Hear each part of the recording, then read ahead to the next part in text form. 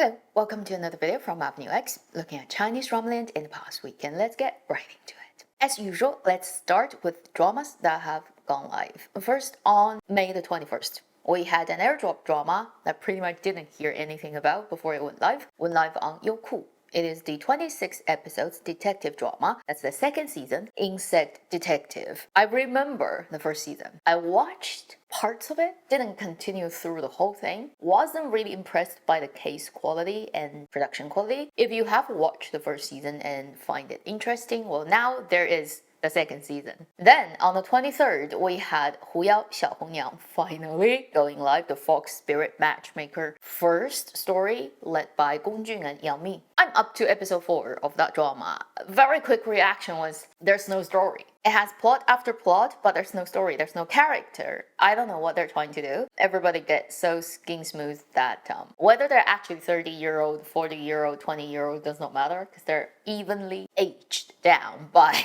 the same filter that hardly shows you any detail on their face. Chun Ding tag on Weibo when the drama was airing, which is literally calling it 儿童剧, kids drama, which in a way is actually accurate. It's like not made for adults. Literally, that's how you feel when you watch it. I don't know what to say. I think Hengxin Yinli may be just one of those companies, 出道即巅峰. The moment they debuted was the best moment of their life, and everything from there is downhill. 苍兰诀, Fairy and Devil, that was the first drama they put out that kind of got really, really popular that year. I think they just got basically fooled by fate. They were meant to be. They were the geniuses that's gonna change idol fantasy drama genre of Chinese dramaland, and then started to pump out IPs in this genre one after another, and it's just like failure after failure after failure. Should you worry about the next two? I actually have a better outlook for the other two. The only reason being, I think the pairing of the two pairs of actors for the next two seasons, they are stronger actors. That's it. And I don't think it's gonna be significantly quality-wise different, but at least the pairings of actors will give you a stronger performance. We're likely to see at least a bamboo leaf within this year. Moving on to the next piece of news, tomorrow on Saturday, a drama should be going live on Mango Television, 24 episodes, period idol drama and with a bit comedy called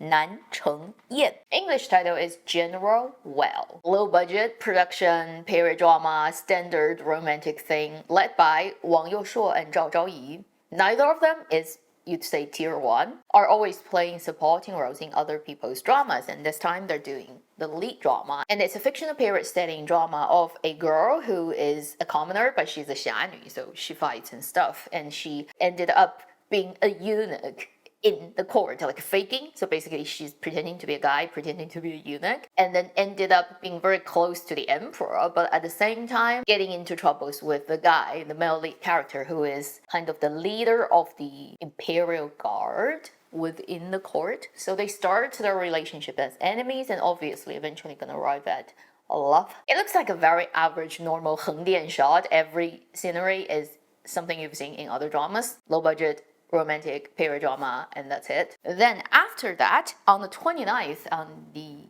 sort of like close to last day of the end of May, we have another drama that should be going live on Youku, and it's among the huge list of dramas Youku has that I've talked about last week. It is the period drama led by Wang Xingyue and Wu Jingyan, 墨与云间的 double. Like 95% of likelihood is that drama is gonna be the first one that comes out on the whole list of Youku dramas. We will very soon find out if that's gonna turn out to be true, and there's another unconfirmed but 95% likely to happen thing, which would connect to the end of the airing of the second season of Joy of Life, roughly June 4th or 6th, like depending on how Tencent is gonna finish airing Joy of Life. So once it finishes, it's likely to connect right into the contemporary drama that we've talked about so many times already, led by Liu Yifei, The Tale of the Rose, 玫瑰故事. They have just released a new trailer this week that gives you more information about what the drama is about and looks pretty. It's very beautifully shot as a contemporary romantic drama, at least visually. It is a more textured production than 99% of normal contemporary romantic dramas I've seen in Chinese dramaland, and then it features all those good-looking guys and Liu Yifei, so just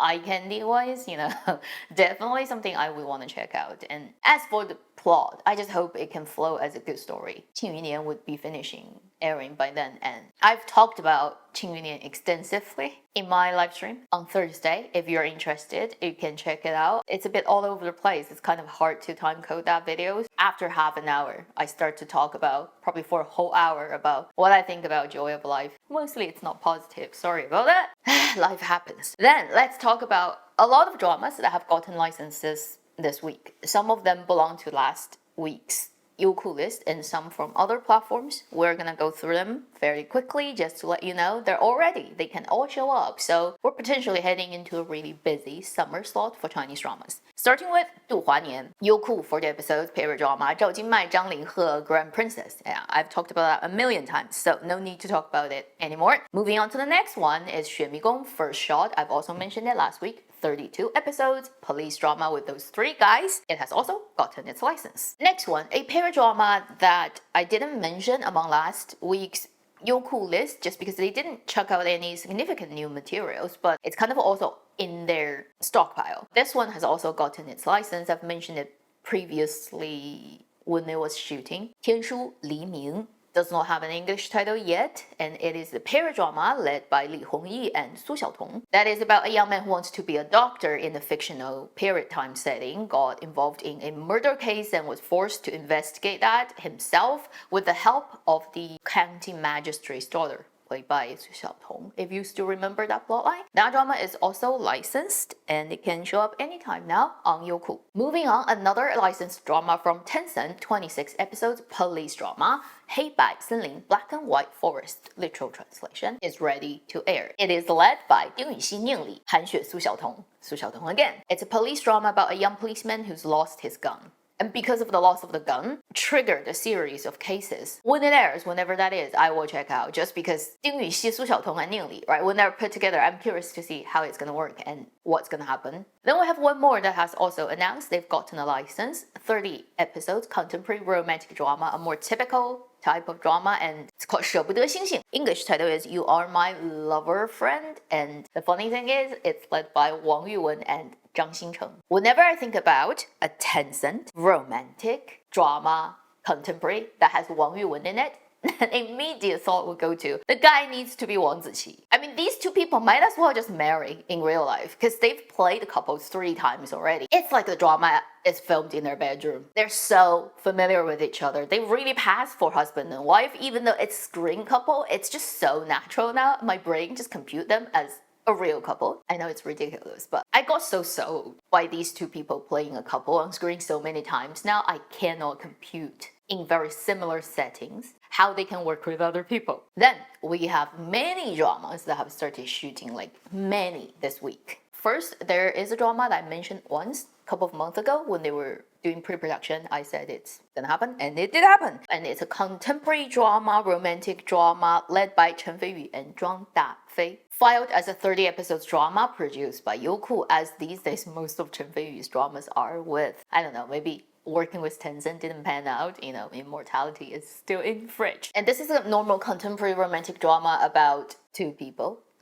coming together. I think they have a previous history and then they have a later history type of situation. And it's called 吃饭,跑步,恋爱, eat, wrong, and fall in love and date. This is a Youku one, and then Aiqi is also filming a, I wouldn't say similar drama, but it's 36 episodes, it's contemporary, it's led by young actors as well. It is called 烟花少年, not having, again, English title yet, literally means firework youth, and it's led by Huang Jingyu and Guan Xiaotong. It is set in the 90s, and it is set in northeastern China, and it's set in those steel mill towns, which is a typical thing of the industrialized northeast of China in the 90s. And whenever you talk about northeast China, steel mill, and 1990s, it is the whole Xiagang, nationally owned steel mill, kind of turning into private owned, a lot of people losing their jobs, the older generation kind of not knowing what they should be doing, and the younger generation are all antsy about their future. So they all leave their hometown and go to other places to search for future. That whole era that impacted the whole generation of people from Dongbei. So this would be a story set in that particular time, and then our lead characters will be the younger generation of the time. Then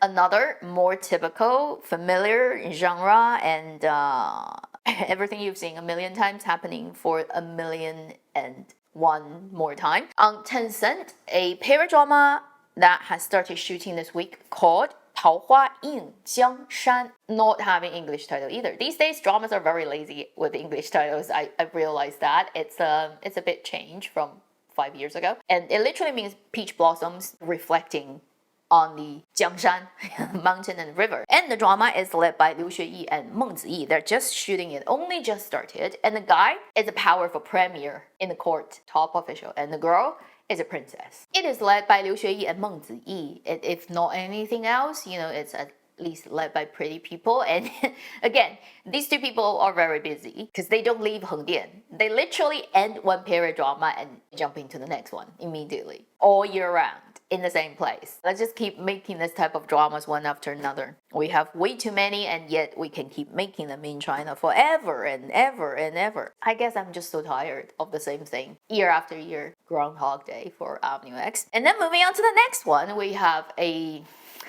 another drama that is so familiar when I say it, even though it's a different genre. It's called 前缘. And don't worry about its English title. Whenever it actually needs one, it will tell you. They have started shooting. This is a Mango and Tencent collaboration drama. And it's gonna be probably 40 episodes just because of the nature of it, the size of it.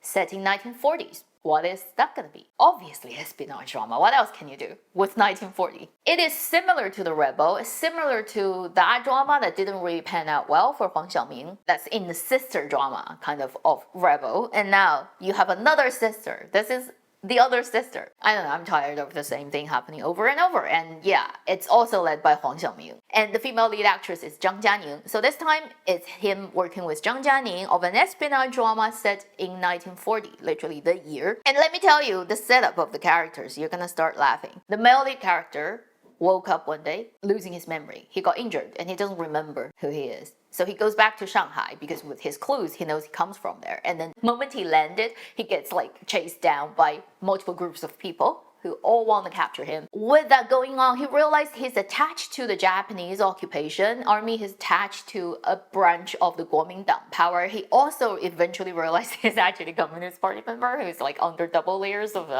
he's like a triple spy or something. And if you really want to quickly understand what this character is like, just think about 伪装者 a couple of years ago, right, with Hu Ge, Wang Kai, and Jin Dong, that drama, and just imagine Jin Dong's role being the guy who lost his memory one day. So he doesn't remember he has actually 3 layers of identity. That's Huang Xiaoming's role. Not that I have a problem with any specific genre. It's just every story you're reading through all their synopsis and they're making is yeah, I've seen that drama 500 times in other people's iteration. It looks almost the same. It's just cookie cutter drama. Next one is a Youku drama, contemporary one. They've started shooting as well, called 势在必行. Also doesn't have an English title. It literally means something that has to happen, has to be done. It's at the point where you have no choice. You have to go ahead with it. That's the meaning of the title. And it is... I'm laughing because it's another drama that I've just seen 2 recent dramas. One is already made last year, I liked. One is being made right now that I talked about last week, and now it's another drama that has the exact same story. Directed by Liu Xing, who is a pretty good director, okay? Led by very good male ensemble cast that just by the name coming together, probably everybody would want to check out. But whether it's gonna guarantee it being a good drama, you're not sure. Because it's Chinese dramaland. The actors are Guo Jingfei, Li Naiwen, Wu Xiaoliang, Su Ke. Okay, these 4 guys, they have all been in all types of police dramas, gritty men dramas that you've seen in the last couple of years. They're all very good actors and very good director. Okay, and this story, though, when you look at the plot, is I have seen a million other dramas. Just look exactly like this. Cold case, policeman. 20 years later, yeah, you've seen it. Set in 1999, young policeman runs into something, couldn't solve it, and ended up with tragedy and losing people. And then 20 years later, they have another opportunity to solve this case. It's tied into local mafia and whatever.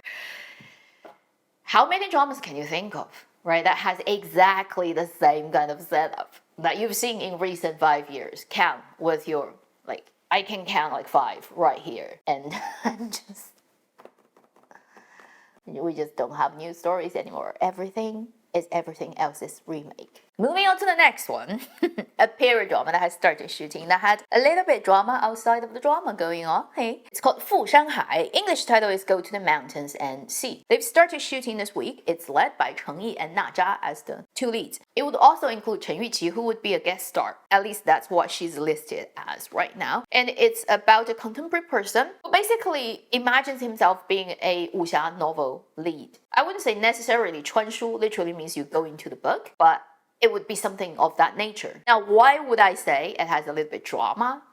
Is because before the drama had its opening ceremony, or even on the day of the opening ceremony, they actually had all the people there taking photos and the usual thing of a backdrop and everybody have incense and stuff. And one of the supporting actor on that ceremony is Huang Junjie, who is the actor who's been in a couple of dramas, including the not really aired but aired BL drama that I still get people sending me messages to go and watch and review it, but I just can't bring myself to do it. So that guy, he's gotten into a scandal, I think last year or the year before, and he's not huge, so not that many people care about his stuff, and people don't really have a strong memory of what happened. So he got casted as one of the supporting roles of this thing, and then immediately, whether it's the fans of the original work or basically fans of the leading actors, right, they got really pissed that this tainted and imperfect and house collapsed supporting role is gonna ruin their drama. So they all came in and to basically anti this supporting role and got really big on internet and saying we don't accept him being a supporting role. If he's in the drama, he's gonna destroy it. So all the fans are like, we're gonna make sure he doesn't exist in this drama. The drama, even though actually on the ceremony, on the day the actor got there, he eventually didn't get officially announced as a member. And then later, the drama came out and say he's not in the drama. So basically this guy who probably was initially signed up as a supporting role due to fandom and